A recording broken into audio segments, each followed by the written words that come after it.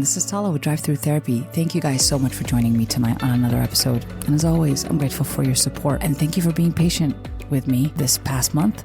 I actually recorded and I edited an episode, fully edited out, put the music in, everything. And I just decided it wasn't the right time to publish it. So intuitively, I felt like I need to hold on to it and just wait this month out of June and just wait until I do this episode, which is an exciting one. And I think that, man, it's been my message in my career to send the message that we are capable of having a quieter mind and that we can take care of a lot of disorders by just quieting the mind and learning how to do it.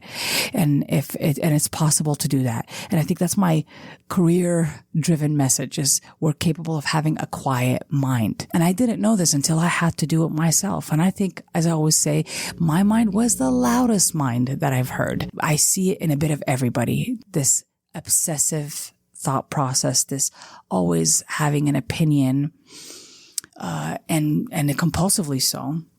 So tonight's episode is something that I think will benefit you tremendously if you take it to heart. This will propel your progress forward towards a quiet mind.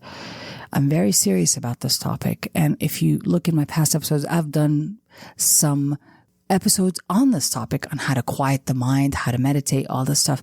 But today I'm going to talk about a specific trait that I think will generally take care of most of the loudness that's happening in our mind. And this is known as the act of having compulsive opinions. Now, if we look at our current world, we have access to information readily. All we got to do is pick up our phone or go to a computer and we can have anything, any kind of information from a palm of our hands, and we can have it right now. And that sometimes can be not the best thing in the world because we at that point have access to social media and all the opinions that are on there, or the expectations that we place on one another and how people should be and what they should do. This results in forming bonds with people based on their beliefs, on those opinions. So if I have an opinion towards a political member, guess what? We can get together and we can all form an opinion and get angry about this political member or this political cause or this event or this world event. And we can all get together and get angry and give our opinions out. And so in a lot of ways, it would become a society that is just compulsively opinionated. And this is not taking us to the path of inner peace. And certainly we end up responding on that and continuing this cycle. We think that having an opinion or a thought is intelligent, but I assure you that not every thought is intelligent. And us elevating that if we think about things, that we're being more realistic, if we have opinions about things, that makes us more intelligent and realistic. Unfortunately, that is not the case, friends. I think the more opinions we have, the more judgments we engage in, the less we see the world accurately. We get hyper-focused with opinions, and with those opinions, we pay up with them emotionally. We go up and down emotionally. That's where mood fluctuations come from our opinion. So, for example, if I wake up in the morning and the first opinion that I have is like, oh, my day is going to be crazy. I'm going to work with this coworker, and this coworker I don't like them. They're lazy. They never do anything. And then I don't like my boss. And I have all these opinions, right? How things are going to be hard. And I'm going to walk out of that door before I even get there. And I'm going to be tense and I'm going to be frustrated. By the time I get there, I am probably going to be in a bad mood. So I want you to know that, again, thoughts are not necessarily an intelligent person make. Don't worry about thoughts being intelligent. A lot of them are just filler thoughts, opinions and judgments about things that are only going to cause us to have an emotional reaction, also known as a chemical reaction. And that chemical reaction, believe me when I tell you, the thought process and the chemistry are going to be habitual. The more I have opinions, the more I'm going to need them and the more I'm going to produce them. And I'm going to have opinions about everything. When I'm looking at something, I'll say, oh, that's wrong, or that's stupid, or that's amazing, or oh, that's offensive, or she's toxic, he's selfish, I'm failing, I am amazing, or I'm a disaster, I'm a mess, I'm a whatever. I mean, you could imagine all those things throughout the day that I'm doing, and those judgments that I have, whether it's towards me or other people, things that really do not make me self-reflective and do not necessarily make me self-aware. I'm just habitually engaging in opinions. I am compulsively doing so, meaning that to some extent I'm going to reach for it every time. It's not something I think at the time I can control, but in fact, we can control them. What we're going to have to train it or retrain it because it's already trained this way. When I say compulsively opinionated, I don't mean like you're speaking your mind. I mean like we can't stop forming opinions, like even in our silence, we can't just let life happen without saying something about it. We have to say something about it. We have to think something about it. And that is exhausting, friend. And you find out by the end of the day, it's just not useful. Now, you might be asking yourself, why do we do that? Why do we have opinions about everything? Well, there are a couple of theories on that on my end. One reason I think people continue to compulsively have opinions is they feel like it's a sense of control that they have over the situation.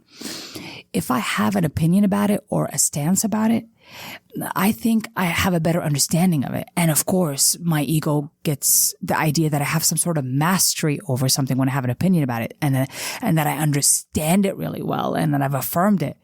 In a way, as human beings, we feel safer when our knowledge, our understanding of something is affirmed. We feel a sense of mastery, expertise, and we definitely get a sense of control out of it. It's a false sense of control, but we get a control out of it. So when we have opinions about, for example, I think this political party has really good, this is the right political party and we have really good reasons and I understand why. I mean, one could say that these opinions are great to have when they are constructive, right? But if I am destructive in those opinions, I'm using it to propel anger, be unkind to others that have a different belief and argue with them, then I'm doing something else completely, and it's certainly not constructive. It's not bringing awareness. It's not bringing understanding. It's using this idea of a political stance or a political affiliation as a way to present as superior to another. So in a lot of ways, having opinions, why we do it is I feel like I'm more superior to you when I understand things better. So there's an element of superiority that I get out of it. My belief or fighting for my belief because it's better than yours in any form, friends. Again, I've never seen it to be constructive in any way.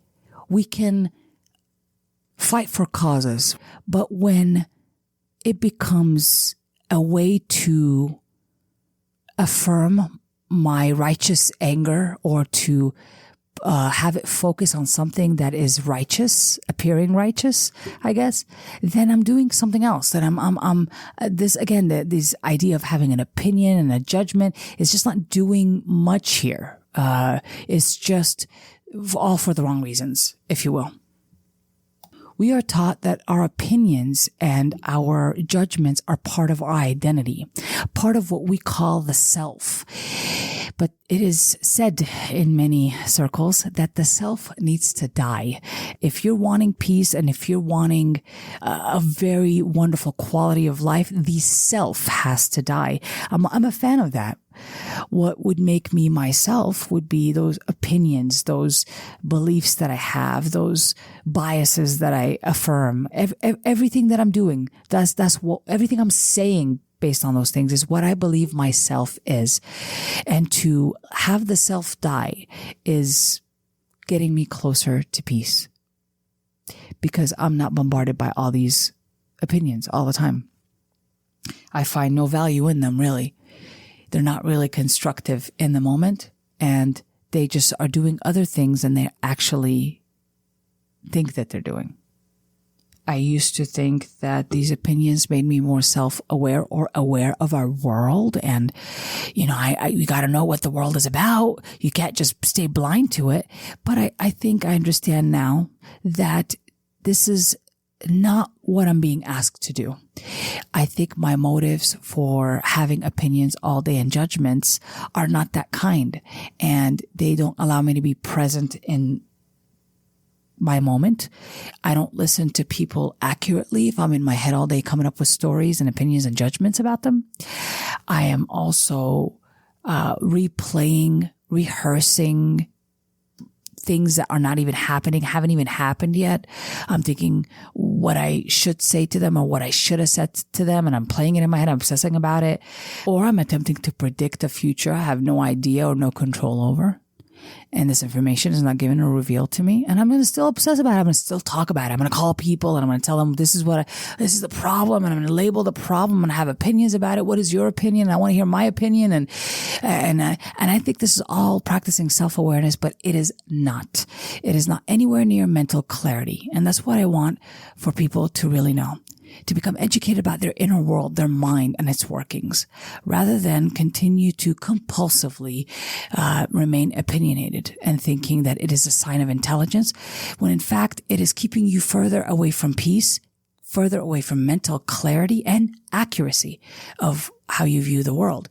We're not that accurate. If I got a lot of stories going on in my head, if I got assumptions and conclusions I'm coming up with, if I got opinions I have and judgments, I am certainly not seeing whatever is being presented in front of me as it is. I am seeing it through my lens of how I want it to be and what I'm saying about it and my interpretations. So clarity isn't something that comes easily. We have to work on it. I don't want people to assume we all got clarity right away because we're born and we see things like I see a lamp in front of me, but it's not. That doesn't imply clarity. Clarity is quieting the mind and seeing the world as it is, seeing what's presented to you just the way it is without me adding any further interpretation or opinions or judgments on it. This requires intense practice because there is a dying of the self that has to happen, a dying of the ego, if you will, that has to happen. And this ego in particular, I refer to the mainstream, this ego that tells me this is who I am, this is what I believe, these are my achievements, this is what I think is important in the world, this is what I prioritize, this is what means a lot to me, these are the things that tell me who I am, and these things have to die. I know you're not going to like this. And what remains are the stuff that I really need. And my opinions are some things that I have to be very constructive and precise and skilled in giving and doing. On the inside, that's before it even comes out of my mouth. I got to be on purpose, intentional of what I'm going to have an opinion about or let myself have an opinion about in the moment. If it is not constructive, if it's destructive in some way, or it's going to destroy my day or my mood, I'm going to go ahead and ask myself, what's my motive for having this opinion? Does it really change anything if I have it? If I sit there and I have this opinion and I vent it to other people and I repeat it over and over again, will it really change my life in any way? It just makes it worse. It makes my day worse. It makes my emotional quality worse throughout the day. And we need to care about our emotional quality. So having opinions about everything and anything is a lack of discipline in the thought process. It does not make us self-reflective or more aware. It just keeps us in our head, coming up with stories and predicting things and playing them over and over again. We don't need all that. So how are you going to change this? Well, the first thing that you need to do is every time that you're about to have a thought about something, and this is increasing self-awareness in the right way, by thinking about what you're thinking about and what you're going to ask yourself about the thought. Do I really need to have an opinion about this, or can I let it go? And you're really going to have to start sifting with a fine-tooth comb every thought you might have. I know you're not going to like this, but the payout is amazing, friends. So we're going to have to do this on purpose. We're going to have to ask, do I really need to have an opinion about this? Is it necessary? Or can I let it go? And you're going to find that you're freeing up more space in your mind and energy that you're reserving throughout the day, because you're not paying up with it physically. For every thought that we have or process of thoughts, we're also going to have a physical response. And so if you're stressed out habitually, meaning that you have stressful thought patterns or depressive thought patterns, you're going to have stressful response and depressive chemistry that is produced in your body. So you're paying up with that. You don't just have thoughts and they're for free. You're paying up with it. It costs you. And I need you to know that it does cost you. And I need you to think, can I afford this today? My energy is going to be wiped out by the end of the day if I continue to spend time on it. I need you to care about what you're spending your time on. And most of us can't afford that. So that's what we need to do first. The space inside your head will start to get much more expansive, quieter, and we're going to see things with a lot more clarity because we're not adding a story to it. We're actually living in our life instead of narrating it in our head. The next thing I want you to work on is being aware that you don't need to win an argument in an empty room. In your head, I don't know if you do this, but I did this before. I used to play how I'm going to win an argument or what I'm going to say and what they're going to say. And I would replay old arguments in my head. What a waste of time. I would say, oh, this is what I should have said. Da, da, da. And I would just keep emotionally drowning in things that already passed or never even happened. And these stories took over. They did not help me become more present and quiet and accurate in my life or with mental clarity at all. I had none at all. And so this habit needed to stop. I don't need to win arguments in my head. Nobody's there. It's an empty room. We don't need to win arguments in an empty room. Who's going to see it? It won't matter. So me spending time on this nonsense, how I'm going to tell them this or tell them that, waste of time, waste of energy. And again, you're paying up with it. I've never seen it where a person has a peaceful thought and they have an anxious body, or vice versa. I've never seen a person have an anxious thought with a peaceful body. Nope. You cannot lie to your body. You cannot lie to your chemistry. What's going to end up happening is that you're only going to have the corresponding chemistry that goes along with that thought that you're producing. So if you're stressed, you're going to feel stress. And if you're peaceful, you're going to feel peace. There is nothing out there. I don't care what you're told and what you're sold. There's nothing out there that works better than this. If you do not control the core of the issue, which is your mind, and discipline it, then everything that we're trying to do to feel better will only be temporary because it will not be sustained. I'm going to need more of whatever the heck that is that feels good to feel good on the inside. I'm going to need more of it because I don't know how to feel good without it. Where here, I'm teaching you how to feel good without all these things that I used to distract with or used to feel better. This is it here, friends. This is it. Now, my third recommendation for you to get quieter is going to be mental fasting. And what I mean by that is I want you to take an hour in the day where you don't label anything. You don't give judgments towards anything. You don't have an opinion about anything and don't decide if it's good or bad. You just kind of observe. I just want you to practice observing. And when opinions come in, shut them down. Just shut them down. Don't engage in them. We have an opportunity to not engage in them. Now, watch it get so much quieter. And after this, after you stop feeding it with constant thoughts and obsessiveness, watch it kind of get quieter in your mind, because it's no longer being fed. And of course, what happens when something is not fed? It dies. It starves and it dies. And so that's what we want to do with your thoughts. We can starve them and eventually they just kind of die off because they're not needed anymore.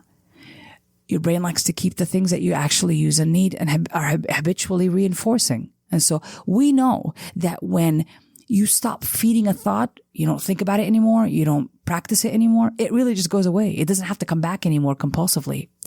But right now, we all need to admit that what we have on the inside is a compulsive need to think about opinions and judgments, and we don't really control that. We don't really think we can. That's actually the truth. We don't think we can, but we can actually get towards controlling it with one decision at a time, 1 minute at a time, one thought at a time. It can be done. And that's what I want you to know. That's the hope I want to give you, that it can be done. It's possible. But the mind isn't just loud because of our trauma. Okay. And it isn't loud because of the world itself is actually loud and it's making you look at it. It's always been loud, friends. It is actually our mind. Our mind is loud because it just can't stop needing to be right about everything. And the truth is, you don't have to be. And to relieve of yourself of the compulsion to having to be right sets you free. You don't gotta be right. I don't want to affirm my opinions and my beliefs all day, which is what your brain can be trained to do. So we have to untrain it and help it feel safe with it not having an opinion about anything at all. And it's fine. It's fine. The only opinion I really want to engage in is whether I'm going to have a meatball sandwich or a cold cut at Subway. That's it. That's really it. That's what I want to be when I grow up, just to have an opinion about that. Everything else, if it's not of service to others, why I'm having an opinion, I need to just kind of release it. There's really no need to be giving that opinion in any form. It really will not change anybody or anything. And certainly I don't need to feel that mastery, and that part that needs to be feeling that I need to have a conversation with it to calm it down. It doesn't need to be an expert on anything. It doesn't need to be right. And I'd rather be peaceful than be right today. And I really have to practice that. Because I got a lot of those habits too. But once I practiced it, once I understood it better, it transformed everything for me. And if I could tell you the one thing I'm really good at, and more importantly, the thing I want to leave people with as part of my career and my passion to work with, is that to let them know they're capable of quieting their mind. There's nothing about them that cannot do it. It can be done. And I had the loudest mind I know. And I hear a lot of minds all day long. And I got to tell you, I still have the loudest mind I know. And so if I can get mine to be a lot more quieter, I can tell you for sure that you could do it. I am flesh and blood like you. I'm no better in any way. I just believed in the information at one point that I'm capable of getting quieter. I believed it so much like a child that I just really worked on it and did it. And I believed that it would work, and it did work. So that's what I want you to do. I want you to suspend your disbelief in your opinions and just do what I'm asking you to do. Do the mental fasting. Keep your judgments and your opinions at bay. Do not engage in them too much. Ask yourself, why do I even need it? Continue to challenge yourself not to engage in mental arguments that will go nowhere and will be heard by no one and will just destroy your emotional quality all day. That's what we could do. That's my message that I could send to you, because I've already done this, and it works. And it works if you work it. It's not going to just be handed to you. It's not a quick pill. It's not anything like that. Your mind is elastic in nature. It's beautiful and it's growing, and it wants to grow and wants to learn and wants to create neural networks. You are not limited by a diagnosis or a label. You're not limited by it. So I want you to know that you're capable of doing this. Nothing that says you can't. If you work on it, you'll see results. All right. Thank you guys so much for joining me tonight. I hope this helps you. I will never stop doing any episode about quieting the mind, but tonight's episode is about compulsive opinions. I think that's one of the main issue that we have in our mind today. As I'm hearing people, we have to have an opinion about everything. Everything is worth an opinion. We're losing our peace. It's costing us our peace. It's costing us our relaxation, our time off, our ability to be present with our families and to enjoy them. I can't enjoy people if I have opinions about them. I just can't. I don't know how to be present in my life if I have opinions about things. It just doesn't. I need to let them go. I need to practice doing that one opinion at a time, and you will see it transform. You will be much more clear. You'll remember what happened. You'll remember what people said to you, because you're no longer crowded on the inside with narratives while you're trying to listen to someone, or you're not trying to come up with what they intend to do with you, or what they really mean, or how you're going to predict or anticipate how they're going to hurt you. And that part, all these things are just destructive to the human mind and the human body. And eventually we'll pay for it. We'll pay up for it. And I need people to care about this.